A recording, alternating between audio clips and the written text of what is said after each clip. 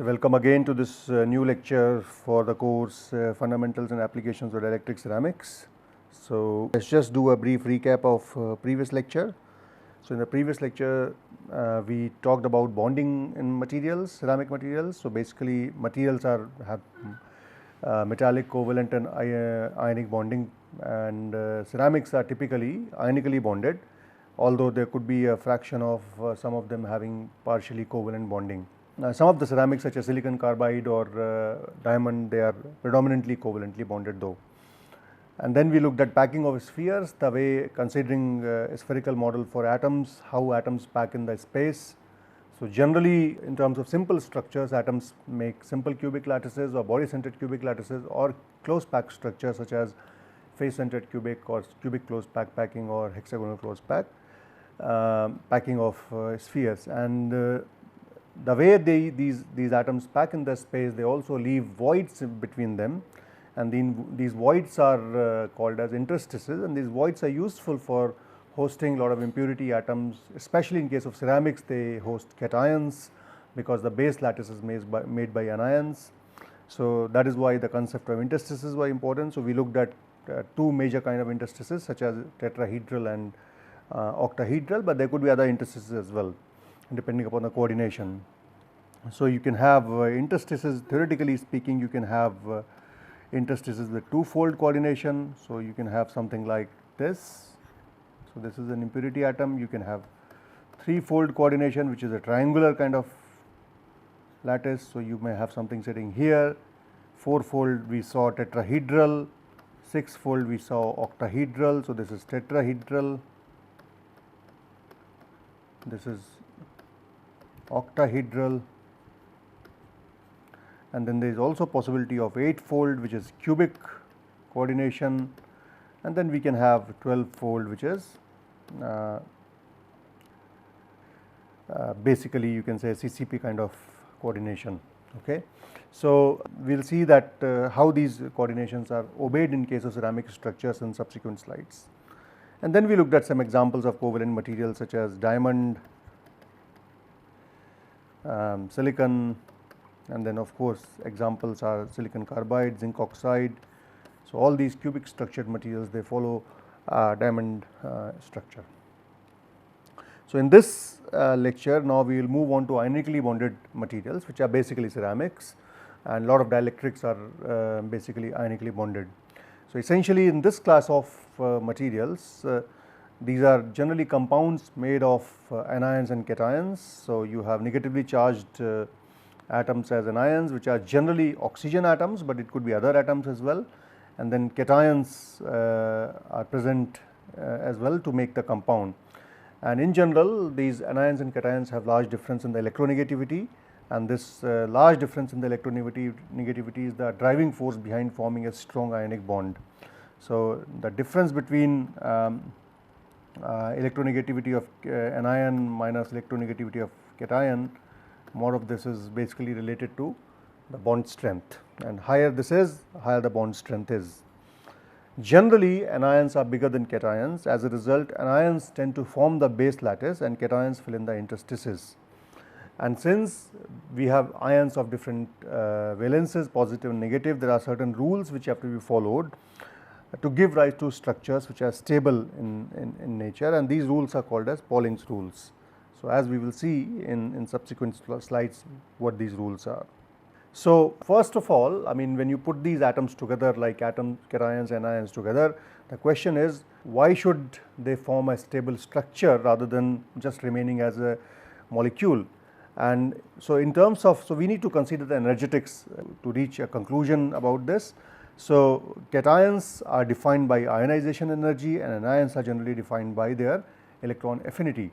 This is something that you must know from 12th standard.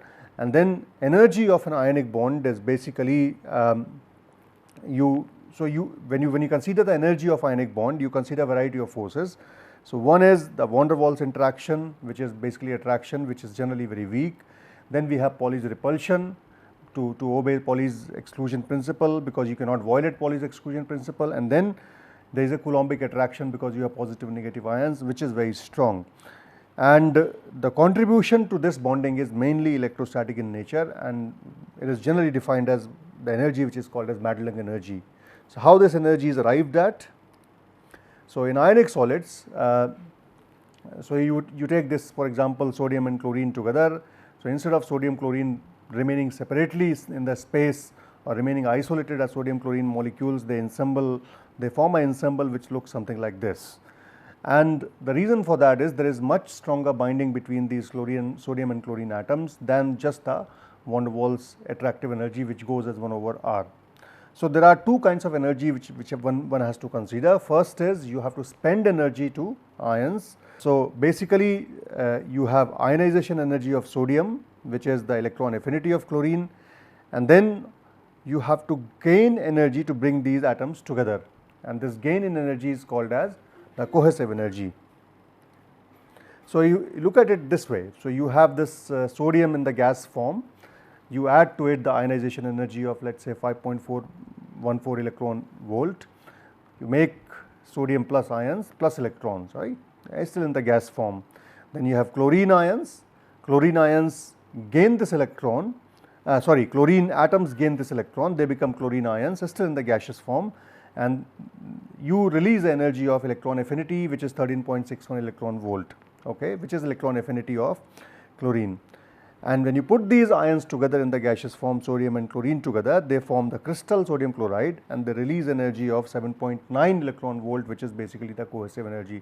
So, unless and until the formation of a structure is energetically possible, you cannot make structures. That is why gases are like gases, but solids generally are present in the form of crystalline solids or ensemble of atoms, molecules making a solid. So, basically this is the energy which you are gaining to form the sodium chloride solid when you put these sodium and chlorine atoms which ionize, and then based on the differences in the ionization energy. So, you can see that this energy basically is the difference between the electron affinity and the ionization energy, and this is what you gain in terms of what is called as cohesive energy. So, you can also make a general expression about the energetics. So, let us say, so you consider one ion as a reference ion, which is the ion I, and then you have all other ions which are J ions, okay. So, if you consider the interaction energy of this ion I with respect to all other J ions, then I can write this EI as a function summed over all the J atoms which are dissimilar to I. So, I is the reference, which means J are going to be different, and this is summed over EIJ. So, if one is the reference ion, then it is going to be E12 plus E13 and E14 and so on and so forth. So, this is how you sum over all the energies. So, this energy turns out to be a sum of repulsive energy and the attractive energy. So, there are two terms we have taken. We do not take exactly the same form as Lennard-Jones potential, but EIJ is approximately represented as the first part, which is lambda exponential of minus Rij divided by rho. So, this is the repulsive term, and then you have this electrostatic energy, which is Q square divided by 4 pi epsilon naught Rij, and Rij is the distance between the ion. So, plus or minus will be determined by whether you have like charges or unlike charges. So, suppose your reference ion is sodium ion. So, the first ion would be the chlorine ion, which means it is a negative ion. So, it is a plus minus, right. So, minus will be there for unlike charges, because plus and minus product will give you minus. But if you have sodium ion, you will have plus value. So, the way this series is going to go is you are going to have plus, then you are going to have minus, then you are going to have plus, and so on and so forth. This is how you are going to. So, the first neighbor will be minus, second neighbor will be positive, third neighbor will be again negative, and the fourth neighbor. So, this is first, second, third, fourth, and so on and so forth. That is how this series is going to go forward, and that is how the signs are going to vary. So, as I have said that here we have used for the repulsive component, we have used this exponential form rather than the r to the minus 12, which is used in Lennard-Jones potential, but this term, the exponential term, gives a better representation of the repulsive interaction in solids than, whereas minus 12 form is more useful for gases. So, this is the term that we use. So, considering that repulsive interaction is only, it is a short range interaction, that is why considering that repulsive interaction exists only among the nearest neighbors, which means it is short range, we can write this Eij as, for nearest neighbors, lambda exponential minus r divided by rho and minus of q square divided by 4 pi epsilon naught r. So, this is the first one, or otherwise if it is I can define a quantity capital R with respect to Rij. So, capital R is the distance between the nearest neighbors, but Rij could be longer than capital R, it could be 1 R, 2 R, 3 R, 4 and so on and so forth. So, basically the ratio of capital R with respect to Rij is taken as 1 over Pij, or you can write this Pij is nothing but Rij divided by R. So, basically it is multiples of R, alright. So, I can, so for the other neighbors, if this term will vanish because it is short range, so repulsive term will be nearly equal to 0, and then we can write just the electrostatic term, which is plus or minus depending upon the type of neighbor, 1 over Pij into q square divided by R. So, basically essentially it is nothing but q square divided by, so Pij if you just replace, then it becomes Rij, right. It is nothing but q square divided by Rij, but it is just that Pij is a multiple or sort of integer that you have. So, for a system with, let us say 2 n ions where you have NaCl for example, so n number of chlorine, n number of sodium ions, I can write the total energy as n multiplied by Ei, and this is because for one of them I have already considered, so the n's are remaining. So, basically a total number of n molecules. So, for n molecules you have n into Ei, and this is n into the previous term. And here we define a term called as, so if you just follow from the previous expression, it turns out you will have this alpha term here, and this alpha term is nothing but sigma over j plus minus divided by Pij, and this term is called as Madelung constant. So, basically summed over all the neighbors. So, for the first one it will be 1, then it will be 2, it will be 3, 4 and so on and so forth, and signs will vary depending upon whether you have a like ion or negative or unlike ion, and that is how this Madelung constant, it is a series that should eventually converge. If it does not converge, then you have a problem. So, this is the general form of this expression where alpha is the Madelung constant and n is the number of molecules that you have in the system. And if you consider, so this is the total energy. Now, total energy must be minimum at certain point, and what is that certain point? You basically differentiate. So, at R is equal to R naught, because total energy, if you look at it, the way total energy goes is the total energy must become minimum at certain point, right, and this is R is equal to R naught, right. So, which means there is a minima there. So, if we differentiate it with respect to R and then make it equal to 0 at R is equal to R naught, I should get a, so you just differentiate the above equation dE total divided by dr, which means it becomes n into dEi divided by dr, and then you differentiate, make it equal to 0, and what you get after this is, for a total lattice energy for a system consisting of 2 n ions, that is n of chlorine and n of sodium, which means n molecules of sodium chloride. So, what it means is that 2 n ions or n of NaCl, okay, molecules.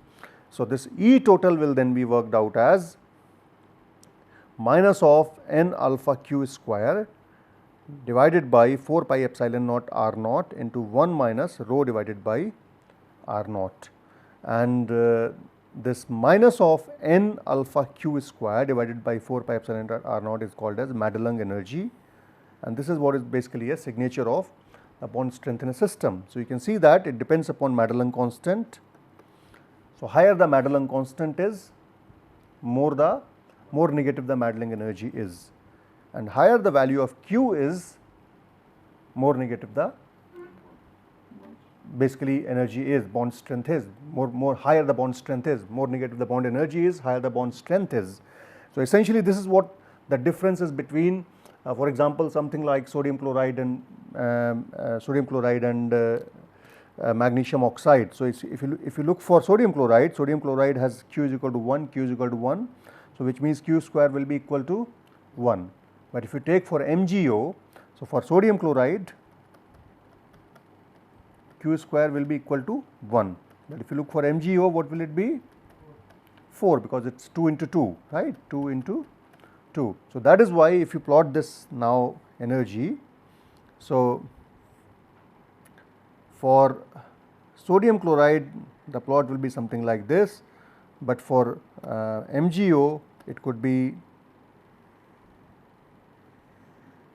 something like that, all right. It is much more narrower and also much more deeper. So, for MgO the bond energy is higher, for sodium chloride bond energy is lower, and that is reflected in the properties. MgO has higher melting point as compared to NaCl. MgO also has lower coefficient of thermal expansion. The width of the well tells you it is a signature of, so it is a signature of the coefficient of thermal expansion.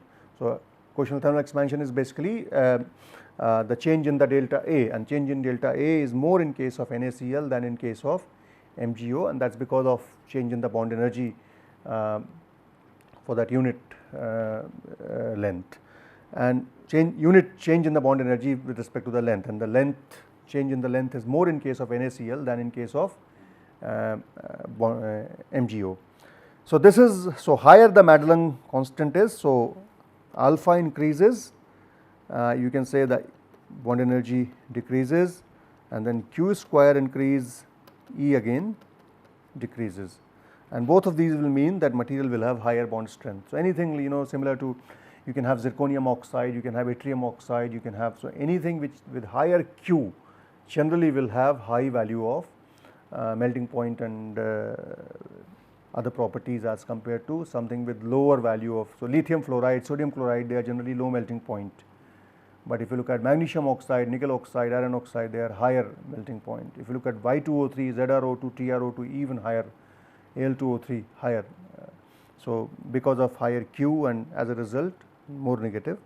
So, this is the fundamental basis of ionic solid, and this is how you plot, for example, for a given material. So, repulsive interaction in sodium chloride will give you this plot, the red one. The attractive interactions which go as minus Q divided by R will give you this plot, and the total plot will be the sum between the two, and at R is equal to R naught, which is basically R is equal to 236 picometer. So, basically 236 picometer is the equilibrium distance between sodium and chlorine ions in the system, internuclear distance, and the energy, potential energy at that point is minus 589 kilojoule per mole. So, this minus 589 is the value for sodium chloride. This value will be even more negative for something like MgO or Al2O3 or TiO2 because of the reasons that I explained in the previous slide. Okay, and you can see that the potential, the alpha value will depend upon the slope of this line. Okay, so more steep the curve is, lower the alpha is going to be as compared to, because this energy can be represented in the form of kT. All right, so you can represent this in the form of kT, and differential of A with respect to T will give you the coefficient thermal expansion. So, more steep the line is, lower the coefficient of thermal expansion going to be, which is the case in case of MgO as compared to NaCl. Okay. So, this is what we have to discuss in case of, in the form of bond energy, and so essentially basically we have formed a basis of why dielectric materials with ionic bonding are can be strong and weak depending upon various parameters, and how do you determine the energy. So, ionically bonded solid structures, they as I said, they consist of large and small ions. Large ions are anions and small ions are cations. And generally what happens, since anions are large, and remember these are anions and cations, so what must happen intuitively, you must, for a structure to be stable, anions cannot touch each other and cations cannot touch each other, they have to be separated from each other, but anions and cations should be as close as possible. So, in general the structures which are formed by anions. So, anions generally form the close packed structures. In between close packed structures you will always have polyhedras depending upon the type of voids. So, polyhedra and the close packed structures are typically formed by anions, and they follow what we call as Pauling rules. So, let us see what these Pauling rules are. These are sort of guidelines to form these structures. So, rule number 1 is cations are coordinated by anions. Every cation is surrounded by anions. Okay. So, it has certain coordination number. This coordination number, the number of nearest neighbors or number of nearest anion neighbors is determined by the radius ratio of cations with respect to anions, that is RC divided by RA, if RC is the radius of cations and RA is the radius of anions. So, there is a range. So, as I said, as we saw earlier, if you now look at it, the tetrahedral coordination gives you R tetrahedral as 0.225 R, but this is strictly valid only when all the atoms are touching each other, and in between I put a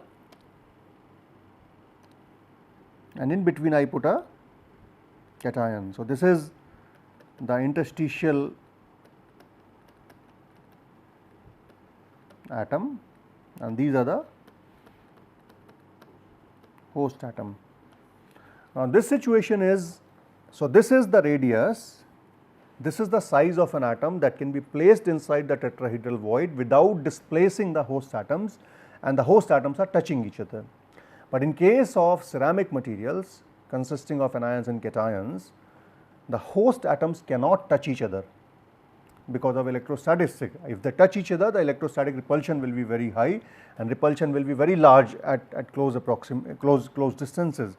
So, as a result, the radius ratio is determined in such a manner so that the radius of the ion that is going to sit in the particular site is little larger than the size of the ion that can be placed inside, little larger than the size of the void.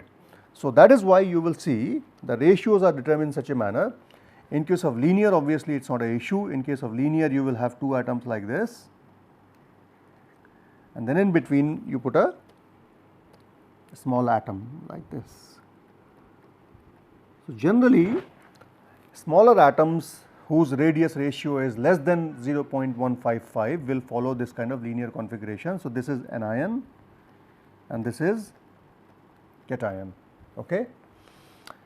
Triangular void is something which is more than 0.155, and 0.155 is actually the lowest limit of triangular void.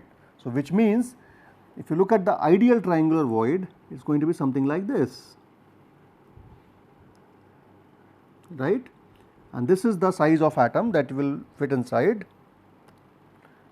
This is the size of atom that will fit inside without displacing these atoms, right. So, this is a triangular configuration and this is the void. By geometry you can calculate this size, this size turns out to be 0.155. So, which means any atom which goes to triangular site in a ceramic structure should be bigger than 0.155. That will ensure that all the anions are away from each other. Okay. So, essentially what is going to happen is these are the anions, they are going to be little away from each other, and the cation which is going to be like this. So, this is little bigger than the size of ideal size of the triangular void. Okay. So, it is more than 0.155, but it is less than 0.225 because 0.225 is now the limit of tetrahedral void. Okay. So, the moment it crosses 0.225, which means it is more favorable by the tetrahedral void. So, anything bigger than 0.225 will have tetrahedral coordination. Similarly, anything, sorry, this should be 0.41, bigger than 0.414 will be octahedral coordination, and anything more than 0.732 will be cubic coordination, and these sizes can be determined very easily. So, tetrahedral will basically be you will have tetrahedra like this. Okay. So, this is your host atom, and somewhere in between I will put a small atom. So, this small atom will be touching these anions, but touching just enough so that they are displaced enough. because repulsive forces decay very fast, they do not have to go too far, they just have to go far enough so that repulsive forces are minimum. So it is just more than 0.225. Octahedral will have this kind of coordination. So, you will have octahedra like this.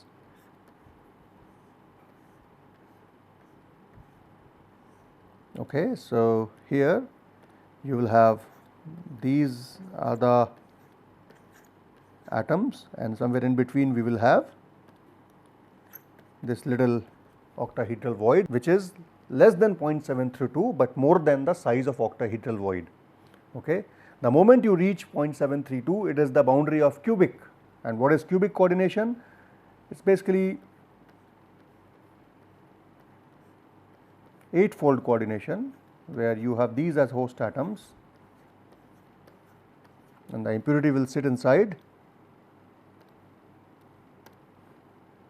somewhere in between 8-fold coordination. Okay. This is 0.732. Again, you can calculate very easily. If all of them are touching each other, then 4r will be equal to root 3a. Okay. So, this can be calculated easily. So, and when you go to 1 is nothing but your FCC or HCP kind of configuration, where you have 12-fold coordination, just like you have FCC structure, right. So, that is something which we see, for example, in barium titanate, okay, where barium is a very big ion. So, basically it goes, as you go from a smaller cation to large cations, the configuration changes from linear to triangular to tetrahedral to octahedral to cubic to FCC, and this is solely determined by the fact that size of the ion should be little bigger than the ideal size of the void. Ideal size represents the condition when the anions are touching each other, but we do not want to have touching situation because of repulsion. That is why the ions are slightly, so the size is slightly bigger than the ideal size, so that anions are displaced with respect to each other, but cations and anions always touch each other. So, this is the ratio, radius ratio concept, which determines what kind of coordination a cation will have in an anion lattice. So, we will stop here. We have looked at the first rule of Pauling's rules, and other 4 rules are basically based on electrostatistics, how fairly similar to each other. Okay. So, we look at them in the next lecture.